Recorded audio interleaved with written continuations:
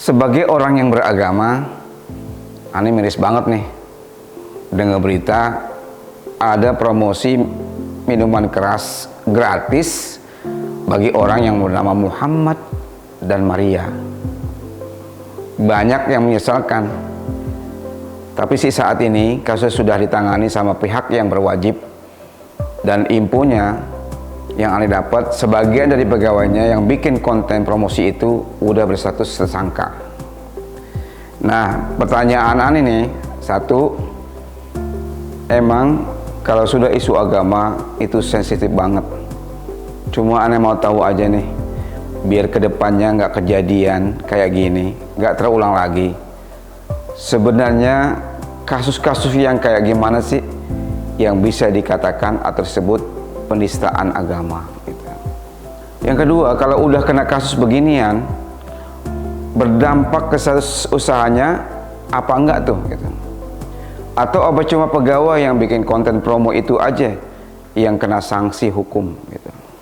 Tolonglah jelasin ke aneh supaya nggak kejadian lagi yang kayak gini. Terima kasih gitu.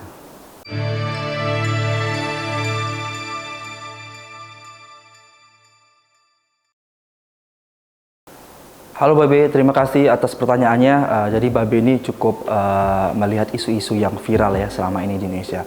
Nah, mengenai pertanyaan Babe, Indonesia adalah negara yang memberikan kebebasan kepada setiap orang untuk mengeluarkan pendapat. Hal ini dapat kita lihat pada pasal 28E ayat 3 Undang-Undang Dasar Negara Republik Indonesia tahun 1945, di mana menyatakan bahwa setiap orang berhak atas kebebasan berserikat, berkumpul, dan mengeluarkan pendapat, termasuk yang mengenai Babe tanyakan. Sehingga siapapun dapat saja berbicara mengenai agama atau memberikan statement tentang agama ya tentunya ya. Namun yang menjadi pertanyaan besar adalah di manakah batasan kebebasan berserikat, berkumpul, dan mengeluarkan pendapat? Dalam hal ini adalah kebebasan berbicara. Nah, jika kita lihat pada pasal 28 Undang-Undang Dasar Negara Republik Indonesia tahun 1945 yang menyatakan bahwa kemerdekaan berserikat dan berkumpul dan mengeluarkan pikiran baik dengan lisan maupun tulisan dan sebagainya itu ditetapkan dengan undang-undang. Dan jika kita lihat lagi pada pasal 28J ayat 1 Undang-Undang Dasar Negara Republik Indonesia tahun 1945 menyatakan bahwa setiap orang wajib menghormati hak asasi manusia orang lain. Nah, hal ini untuk apa? Digunakan untuk dalam tertib kehidupan bermasyarakat, berbangsa, dan bernegara. Sehingga walaupun Indonesia memberikan kebebasan kepada setiap orang untuk mengeluarkan pendapat, namun hal tersebut tetap harus dibatasi. Dalam artian, silakan mengeluarkan pendapat di muka umum, namun tetap bertanggung jawab.